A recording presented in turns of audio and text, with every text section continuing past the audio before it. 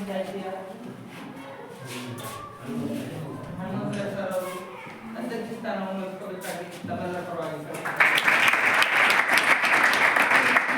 ಅದೇ ರೀತಿಯಾಗಿ ಅತಿಥಿ ಸ್ಥಾನವನ್ನು ನಮ್ಮ ಶಾಲೆಯ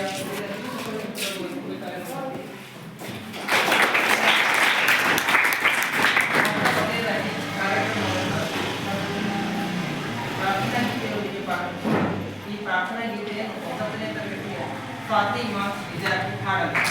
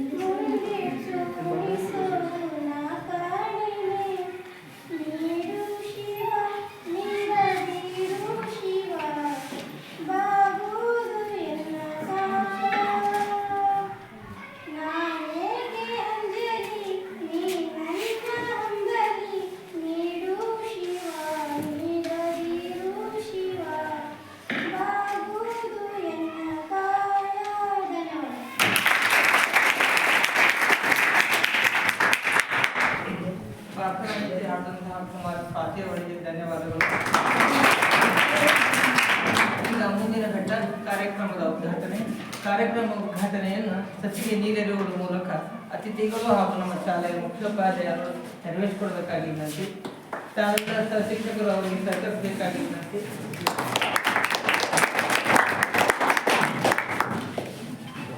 ಚಪ್ಪಾಳೆ ತಟ್ಟುವುದರ ಮೂಲಕ ಕಾರ್ಯಕ್ರಮ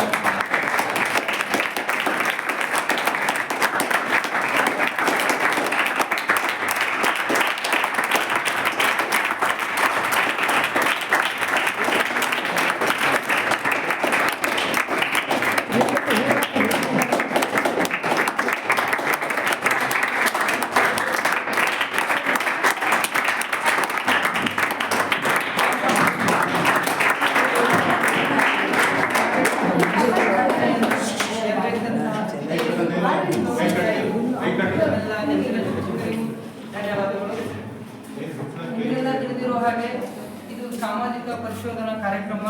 ನಮ್ಮ ಶಾಲೆಯ ಮೂಲಭೂತ ಸೌಕರ್ಯಗಳಲ್ಲಿ ಏನಾದರೂ ಕುಂದುಕೊರತೆಗಳಿದ್ದರೆ ಅವುಗಳ ಪರಿಹಾರ ಮಾರ್ಗ ಹಾಗೂ ನಿಮ್ಮ ವೈಯಕ್ತಿಕ ಕೆಲವೊಂದು ಸಮಸ್ಯೆಗಳಿದ್ದರೆ ಅವುಗಳ ಮಾರ್ಗೋಪಾಯ ಹಾಗೂ ನಮ್ಮ ಶಾಲೆಯ ಶೈಕ್ಷಣಿಕ ಅಭಿವೃದ್ಧಿ ಹಾಗೂ ಮಕ್ಕಳ ಉತ್ತಮ ಗುಣಮಟ್ಟಕ್ಕೆ ತಾಲೂಕು ಪಂಚಾಯಿತಿ ಆಗಿರಬಹುದು, ಜಿಲ್ಲಾ ಪಂಚಾಯಿತಿ ಆಗಿರಬಹುದು, ಏನು ಸಹಾಯ ಮಾಡಬಹುದು ಅಥವಾ ನೀವು ಏನು ಸಹಾಯ ನಿರೀಕ್ಷಿಸ್ತೀರಿ ಅನ್ನೋದ್ರ ಬಗ್ಗೆ ಪಾಲಕರ ಸಭೆಯಾಗಿತ್ತು. ಸ್ವಲ್ಪ ಛೇದನೀಯ ವಿಷಯ, ಪಾಲಕರಿಗೆ ಬಹಳ ಕರೆ ಮಾಡಿ ಹೇಳಿದ್ವಿ. 2-3 ಸಾರಿ ನಾವು ಮೌಖಿಕವಾಗೂ ಹೇಳಿದ್ವಿ ಮತ್ತು ಸಭೆಗೆ ಬರ್ಬೇಕಂತ ನೋಟಿಸ್ನೂ ಕೊಟ್ಟಿದ್ವಿ. ಇಲ್ಲಿ ಅನಿವಾರ್ಯ ಕಾರಣಗಳಿಂದ ಪಾಲಕರು ಬಂದಿಲ್ಲ. ಆದರೂ ತೊಂದರೆ ಇಲ್ಲ, ನೀವಾದರೂ ಇದ್ದೀರಿ, ಈ ಮಾಹಿತಿ ನಿಮ್ಮ ಪಾಲಕರಿಗೆ ಮುಟ್ಟಿಸ್ತೀರಿ ಅನ್ನೋ ಮನೋಭಾವನೆಯಿಂದ ನಾವು ಈ ಸಭೆಯನ್ನು ಹಮ್ಮಿಕೊಂಡಿದ್ವಿ. ಈಗ ಈ ಕಾರ್ಯಕ್ರಮವನ್ನು ಉದ್ದೇಶಿಸಿ ಅತಿಥಿಗಳು ನಿಮ್ಮನ್ನು ಕುರಿತು ಹಾಗೂ ಈ ಕಾರ್ಯಕ್ರಮದ ಮೂಲಭೂತ ಉದ್ದೇಶ ಮತ್ತು ಅದರ ಸದುಪಯೋಗ ಹೇಗೆ ಪಡ್ಕೋಬೇಕು ಅನ್ನೋದ್ರ ಬಗ್ಗೆ ಸವಿಸ್ತರವಾಗಿ ಮಾತನಾಡಲಿದ್ದಾರೆ. ದಯಮಾಡಿ ಅತಿಥಿಗಳು ವೇದಿಕೆಯನ್ನು ಅಲಂಕರಿಸಬೇಕಾಗಿದೆ.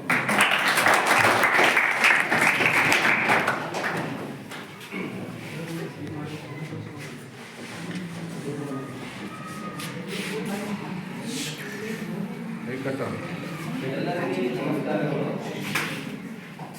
ವೇದಿಕೆ ಮೇಲೆ ಆಸನದಲ್ಲಿರುವಂತಹ ಎಲ್ಲ ನಮ್ಮ ಹಳ್ಳಿ ಸರ್ಕಾರಿ ಪ್ರೌಢಶಾಲೆಯ ಶಿಕ್ಷಕರು ಮತ್ತು ಶಿಕ್ಷಕರು ಎಲ್ಲರೂ ಸಮ್ಮುಖದಲ್ಲಿ ಮತ್ತು ಪಾಲಕರ ಸಮ್ಮುಖದಲ್ಲಿ ಮತ್ತು ವಿದ್ಯಾರ್ಥಿಗಳ ಸಮ್ಮುಖದಲ್ಲಿ ಒಂದು ದಿನ ಶಾಲಾ ಪಾಲಕ ಪೋಷಕರ ಸಭೆ, ಸಾಮಾಜಿಕ ಪರಿಶೋಧನೆಯ ಒಂದು ಶಾಲಾ ಪಾಲಕರ ಸಭೆಯನ್ನು ಹಮ್ಮಿಕೊಳ್ಳಲಾಗಿತ್ತು. ಸುಮಾರು ತಮಗೆ ಗೊತ್ತಿದ್ದಂಗೆ ನಮ್ಮ ಟೀಮು ನಮ್ಮ ತಾಲೂಕು ಪಂಚಾಯತಿಯಿಂದ ಸುಮಾರು 3 ದಿನ ತಮ್ಮ ಶಾಲೆಗೆ ಭೇಟಿ ನೀಡಿ ತಮ್ಮಲ್ಲಿ ಇರ್ತಕ್ಕಂಥದ್ದು ಒಂದು ಸ್ವಚ್ಛತೆಯ ಗುಣಮಟ್ಟ ಇರ್ಬೋದು, ಒಂದು ಬಿಸಿ ಊಟದ ಗುಣಮಟ್ಟ ಇರ್ಬೋದು, ಮತ್ತು ನಿಮ್ಮ ಕಲಿಕೆಯ ಗುಣಮಟ್ಟ ಇರ್ಬೋದು, ಸ್ವಚ್ಛತೆಯ ಗುಣಮಟ್ಟ ಇರ್ಬೋದು, ಈ ತರ ಪ್ರತಿಯೊಂದನ್ನು ಕೂಡ ಎಲ್ಲ ವಿಷಯಗಳನ್ನು ಸ್ವೀಕರಿಸಿ ಇವತ್ತಿನ ದಿನ ಏನದ ಶಾಲಾ ಪಾಲಕರ ಪೋಷಕರ ಸಭೆ ಮಾಡಿ ಒಂದು ಪಾಲಕರ ಮತ್ತು ಮಕ್ಕಳ ಮತ್ತು ಶಿಕ್ಷಕರ ಎದುರುಗಡೆ ನಮ್ಮ ಸಾಮಾಜಿಕ ಪರಿಶೋಧನೆ ವರದಿಯನ್ನು ಮಂಡನೆ ಮಾಡ್ತಕ್ಕಂಥದ್ದಾಗಿರುತ್ತದೆ. ಮತ್ತು ಪಾಲಕರು ಮಕ್ಕಳು ಶಿಕ್ಷಕರ ಎದುರುಗಡೆ ನಾವು ವರದಿ ಯಾಕೆ ಮಂಡನೆ ಮಾಡಬೇಕು ಅಂತಕ್ಕಂಥದ್ದಂದ್ರೆ, ಎಲ್ಲರೂ ಪರಿಶೀಲನೆ ಬೇರೆ ಬೇರೆ ರೀತಿ ಇರ್ತದೆ ಸರ್ಕಾರಿ ವ್ಯವಸ್ಥೆಯಲ್ಲಿ. ಅವರು ಪರಿಶೀಲನೆ ಮಾಡಿಬಿಟ್ಟು ದಾಖಲಾತಿ ರೆಡಿ ಮಾಡಿ ಮತ್ತೆ ಮೇಲ್ ಮನವಿಗಾಗಿ ಅವರು ಕಚೇರಿ ಕರ್ತವ್ಯ ಸಲ್ಲಿಸ್ತಾರೆ. ಬಟ್ ನಮ್ಮ ಪರಿಶೀಲನೆ, ಒಂದು ಸಾಮಾಜಿಕ ಪರಿಶೀಲನೆ ವ್ಯತ್ಯಾಸ ಇದೆ ಅದಕ್ಕೂ ಇದಕ್ಕೂ. ನಮ್ದು ಏನಿದೆ ಅಂತಂದ್ರೆ, ಇಲ್ಲಿ ಸರಿ ಪಡಿಸ್ಕೊಳ್ತಂತ ವ್ಯವಸ್ಥೆ ಮಾಡಬಹುದು ಅಂತಕ್ಕಂಥ ಒಂದು ಸಭೆ ವ್ಯವಸ್ಥೆ ಇರ್ತದೆ. ಅಲ್ಲಿ ಕೆಲವೊಂದು ನ್ಯೂನತೆಗಳು ಶಾಲೆಗೆ ಸಂಬಂಧಿಸಿದಂಗೆ, ಮಕ್ಕಳಿಗೆ ಸಂಬಂಧಿಸಿದಂಗೆ, ಒಂದು ಯಾವುದೇ ಒಂದು ಕುಂದುಕೊರತೆಗಳನ್ನು ಇಲ್ಲೇ ಒಂದು ಚರ್ಚೆ ಮೂಲಕ ಒಂದು ಚರ್ಚೆ ಮಾಡಿ ಅದು ಇಲ್ಲೇ ಸರಿಪಡಿಸ್ಬೇಕಂತಕ್ಕಂಥ ಒಂದು ಉದ್ದೇಶದಿಂದ ಇವತ್ತಿನ ದಿನ ಏನಂದ್ರೆ ತಮ್ಮ ಶಾಲೆಯಲ್ಲಿ ಒಂದು ಸಭೆ ಕರೆಯಲಾಗಿತ್ತು. ಬಟ್ ನೀವು ನಿಮ್ಮ ಪಾಲಕರಿಗೆ ನೀವು ಮನೆಯಲ್ಲಿ ಹೇಳಿದಿರೋ ಇಲ್ವೋ ನನಗೆ ಗೊತ್ತಾಗ್ತಾ ಇಲ್ಲ. ಇಲ್ಲಿ ಹೆಚ್ಚಿನ ಸಂಖ್ಯೆ ಪಾಲಕರು ಭಾಗವಹಿಸಬೇಕಾಗಿತ್ತು. ನಿಮ್ ಮನೆಯಲ್ಲಿ ಎಲ್ಲ ಹೇಳಿದ್ರಿ, ಯಾಕೆ ಬಂದಿಲ್ಲ? ಪಾಲಕರು ಬರ್ಬೇಕಾಗಿತ್ತು. ಅಂದ್ರೆ ನಮ್ಗೆ ಸ್ಕೂಲ್ ಸಂಬಂಧ ಇಲ್ಲ ಅನ್ನೋ ತರ ಇದು ನಡ್ಕೊಳ್ಳೋ ರೀತಿ ಅಂತ ಅನಿಸ್ತದೆ.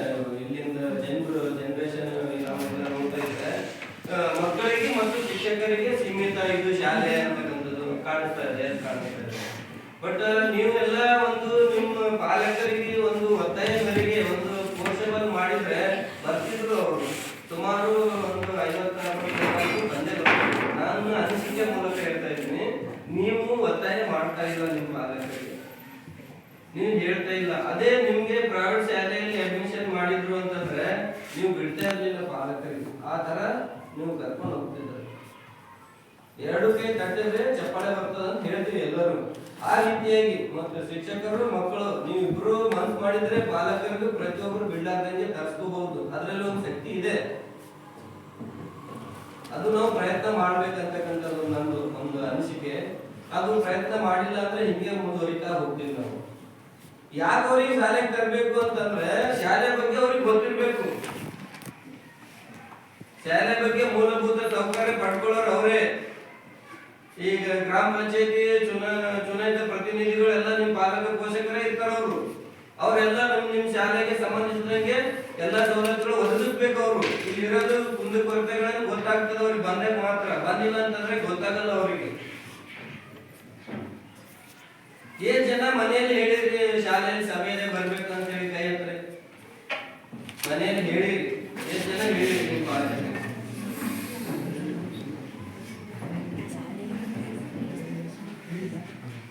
ನಿಮ್ಮಲ್ಲೇ ಉತ್ತರ ಇದೆ. ನೀವೇ ಆಸಕ್ತಿ ಇಲ್ಲ ನಿಮ್ಗೆ, ನೀವೇ ಒಂದು ಇಂಟ್ರೆಸ್ಟ್ ಕೊಟ್ಟು ಹೇಳಿಲ್ಲ. ಈ ಸಭೆ ಇರೋದು ಉದ್ದೇಶ ಅಂದ್ರೆ ನಿಮ್ಮ ಚರ್ಚೆ ಮಾಡೋದಕ್ಕೋಸ್ಕರ ಇರ್ತದೆ. ನಾನು ಭಾಷಣ ಮಾಡಿ ಮತ್ತೆ ನೀವು ಸುಮ್ಮನೆ ಕುಂತು ಕೇಳಿ ಶಿಕ್ಷಕರಿಗೆ ಕೇಳಿ ಹೋಗಂತದ್ದು ಸಭೆ ಇಲ್ಲ. ಇದು ಭಾಷಣ ಮಾಡಿ ಕೇಳಿಸ್ಕೊಂಡು ಹೋಗೋದು ಬೇರೆ ಬೇರೆ ಸಭೆಗಳು ಇರ್ತಾವ, ಅದು ಅದಕ್ಕೆ ಬಿಟ್ಟಿದ್ದು. ಬಟ್ ಇಲ್ಲಿ ಏನಾದ್ರು